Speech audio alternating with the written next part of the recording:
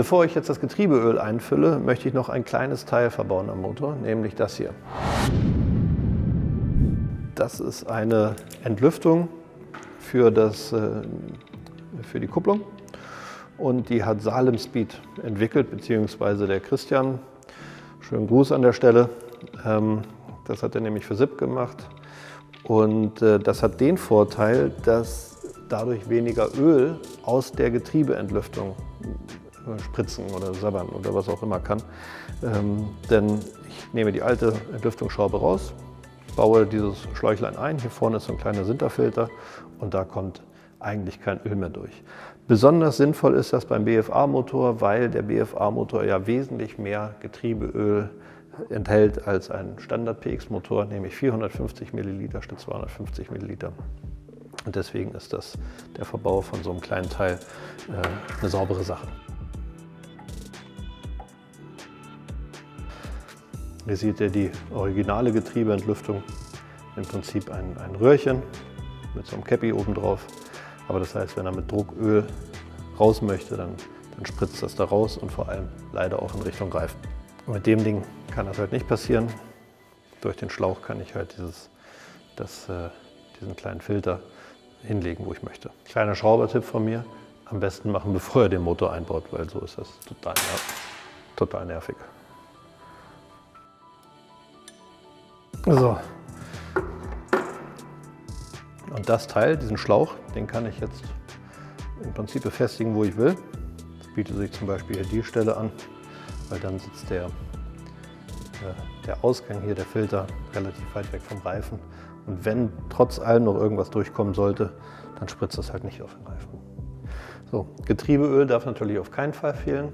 Ganz wichtig beim BFA-Motor 450 Milliliter statt 250 wie Standard. Und BFA empfiehlt die Verwendung von 10W30 Getriebeöl oder 15W40. Ich habe jetzt hier 10W30 und jetzt fülle ich das mal hier ein. Wenn ich jetzt hier das einfülle, hört man, wie die Entlüftung funktioniert. Jetzt war es natürlich übertönt, aber ich muss ja noch eine zweite Flasche reinfüllen. Dann kann ich das nochmal zeigen. Willst du nochmal hören? Jetzt hat man es leicht kurz pusten gehört. Da, siehst du? Aha, mal. Also, Entlüftung funktioniert auch. Nicht vergessen, wieder zumachen. Mit schönen Transportschrauben. Läuft nichts raus, trotz 450 Milliliter. Deswegen sitzt das Teil da oben. Was jetzt natürlich noch fehlt, ist die Lüfterhutze. Und das ist ja beim BFA auch leicht anders als bei anderen Motoren. Ich zeige euch das mal. Und zwar kommt auf den BFA-Motor die Lüfterradabdeckung einer T5. Das ist wichtig, weil die ein wenig flacher ist als andere. Und hier sieht man auch schön, dass die recht genau passt und eng. Die Lüfterhaube kommt auch von der T5 drauf. Ich habe aber leider keine, nur noch dieses Modell, was ich irgendwie aus den Restekisten meiner Werkstatt gezogen habe. Aber bis die wieder lieferbar ist, muss ich jetzt damit kurz arbeiten, nur fürs Testen.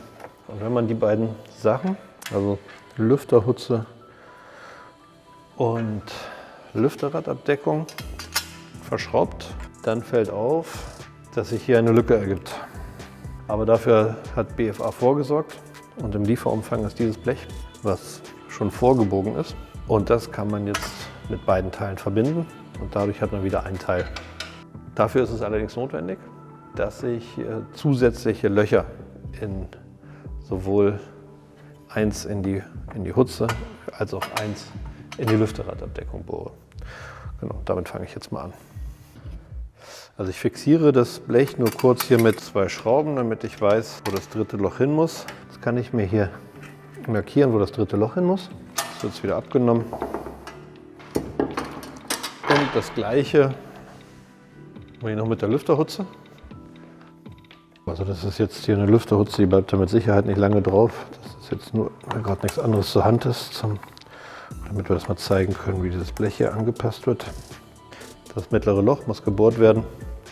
Das habe ich jetzt markiert. Das kann ich das Teil wieder abnehmen. Da ist die Markierung. Und hier habe ich auch eine Markierung, die werde ich gleich mal ankören. Und jetzt kann gebohrt werden. Fertig, Loch ist drin. Zack, das Loch hätten wir auch. Mit zwei Löchern verschraube ich das jetzt hier schon mal und die anderen erst, wenn der Lüfter am Roller ist. So, jetzt kommt das schon mal drauf.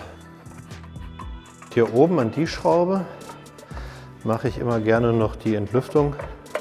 Jetzt kann die Lüfterhutze verschraubt werden oder die Kühlhutze. An den 3 Löchern mit den Gewinde-Einsätzen von dem kleinen Adapterblech. Gut, jetzt ist das alles drauf, auch wenn das leider ganz, ganz fürchterlich aussieht. Aber wie gesagt, das wird bald ersetzt, dass es dann auch schick ist. Damit ist der Motor eigentlich fast soweit zusammen. Und ich kann demnächst probieren, wie das Ding dann läuft, ob es anspringt und erste Testfahrten machen. Und wenn ihr das nicht verpassen wollt, dann drückt am besten unten diese kleine Klingel. Damit ihr dann informiert werdet, müsst ihr allerdings auch Abonnenten sein. Also am besten Kanal abonnieren, Like hinterlassen und dann sehen wir uns beim nächsten Mal zum ersten Kick. Bis dahin, ciao.